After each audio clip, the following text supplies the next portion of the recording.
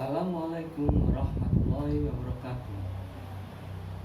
Laporan aksi perubahan peningkatan perencanaan kebutuhan pegawai di lingkungan pemerintah Kabupaten Tuban melalui sistem perencanaan kebutuhan ASN SIPK Tuban.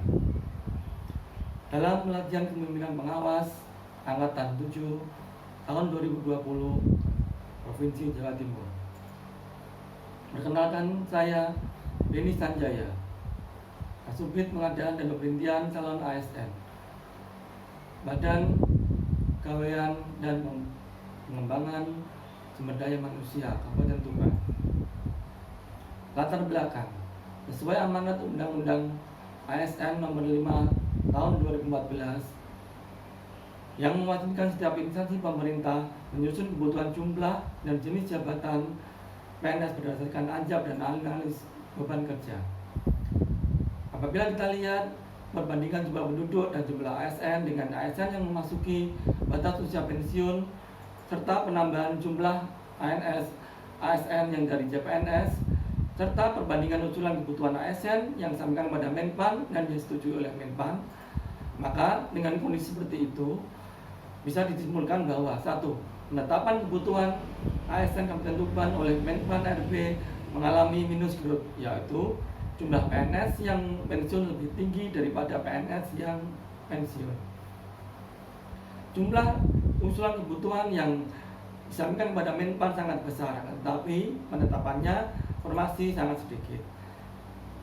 Permasalahan, isu strategis, permasalahan akar permasalahan masalah.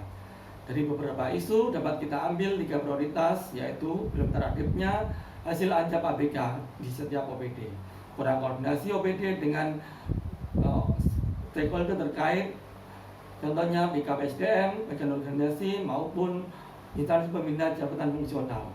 Yang ketiga, tidak ada sarana yang mempermudah dalam perencanaan kebutuhan ASN. Solusinya yaitu peningkatan perencanaan kebutuhan ASN dengan membangun sistem perencanaan kebutuhan yang bersifat elektronik. Implementasi aksi perubahan milestone jangka pendek terdapat 10 tahapan. Dalam 10 tahapan itu akan ada hasil dan bukti-bukti. Yang pertama, tahap pertama yaitu konsultasi dengan mentor. Hasilnya yaitu arahan implementasi dari mentor untuk rencana aksi perubahan. Yang kedua, tahap kedua, rakor internal dan pembentukan tim efektif. Hasil rapat yaitu memberikan gambaran terkait rencana aksi perubahan dan menyampaikan draft SK tim efektif. Yang ketiga, tahap ketiga, draft perumusan aplikasi SIPK Tuban. Dari mulai hasil ANJAP ABK, disusun draft rumusannya sampai akan dicek apakah dia masuk jabatan fungsional atau jabatan pelaksana yang dapat diusulkan dalam ASN yaitu CPNS dan P3K, ataupun jabatan struktural atau pelaksana yang berkelas jabatan 5 ke bawah sehingga tidak bisa diproses atau ditolak. Yang kelima, tahapan kelima, konsultasi ahli IT yaitu dengan AITC Kediri. Di sini ada template desain.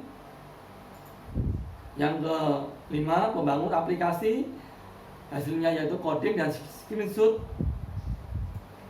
Yang keenam, input database nama jabatan dan kelas jabatan. Di sini kita akan melihat struktur jabatan dalam peta jabatan.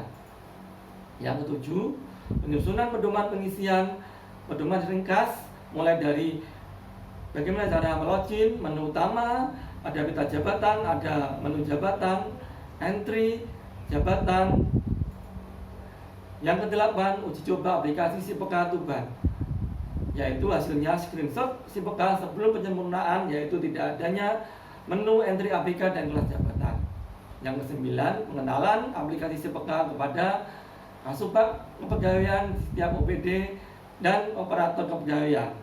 Sini kami